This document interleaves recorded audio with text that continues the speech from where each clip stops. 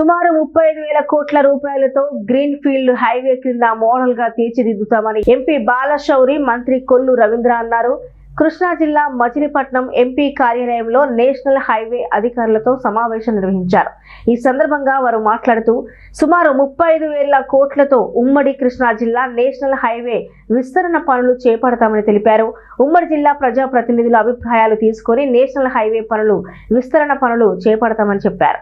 ఇక కోస్టల్ తీర ప్రాంతానికి గ్రీన్ ఫీల్డ్ క్యారిడార్ కి చేయడానికి ప్రతిపాదనలు రూపొందిస్తున్నామని వెల్లడించారు.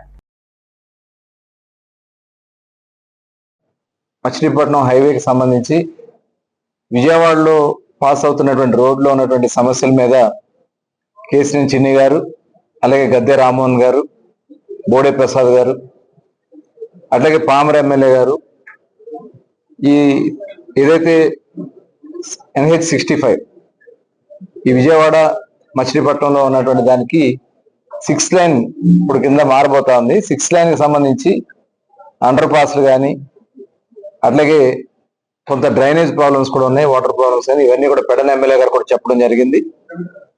అట్లాగే గుడివాడ కాన్స్టిట్యూన్సీ సంబంధించి రాము గారు డీటెయిల్ గా ఆయన అంతా కూడా వారు ఎక్స్ప్లెయిన్ చేశారు.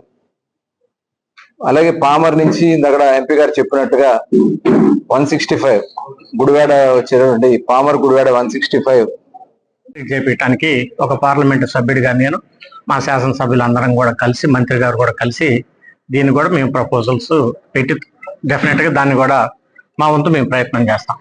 అదే రకంగా ఇప్పుడు దాదాపు మచిలీపట్నం పార్లమెంట్లో అన్ని నేషనల్ హైవే కనెక్టెడ్ జరిగింది, దాదాపుగా జరుగుతున్నాయి.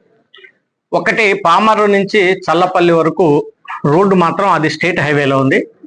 దాన్ని కూడా ఇటువైపు నేషనల్ హైవే ఉంది, అటువైపు నేషనల్ హైవే ఉంది. ఇప్పుడు పామరు NTR స్టాచ్యూ దగ్గర నేషనల్ హైవే, అదే రకంగా చల్లపల్లి దగ్గర కూడా నేషనల్ హైవే. రెండు నేషనల్ హైవే కలిపేటప్పుడు PM గతి శక్తి అనేటువంటి స్కీమ్ ద్వారా మనం ట్రై చేయొచ్చు. సో దాన్ని కూడా either గ్రీన్ ఫీల్డ్ రోడ్డా లేదా ఉన్నటువంటి రోడ్డునే నేషనల్ హైవే లాగా మార్చటమా చూసి దాన్ని పామర్ ఎమ్మెల్యే గారు కూడా ఇందాక దాని గురించి కూడా అందరికి ఎక్స్ప్లెయిన్ చేశారు.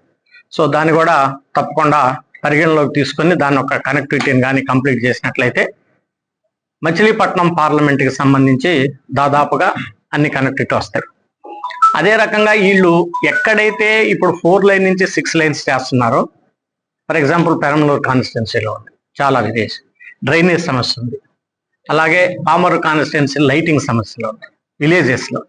ఎక్కడెక్కడైతే అప్రోచ్ రోడ్స్ పొలాల్లోకి పోవటానికి రైతులకు ఇబ్బందిగా ఉందో అవన్నీ కూడా ఎమ్మెల్యే గారు మొత్తం శాసనసభ్యులందరూ కూడా ఎక్స్ప్లెయిన్ చేశారు.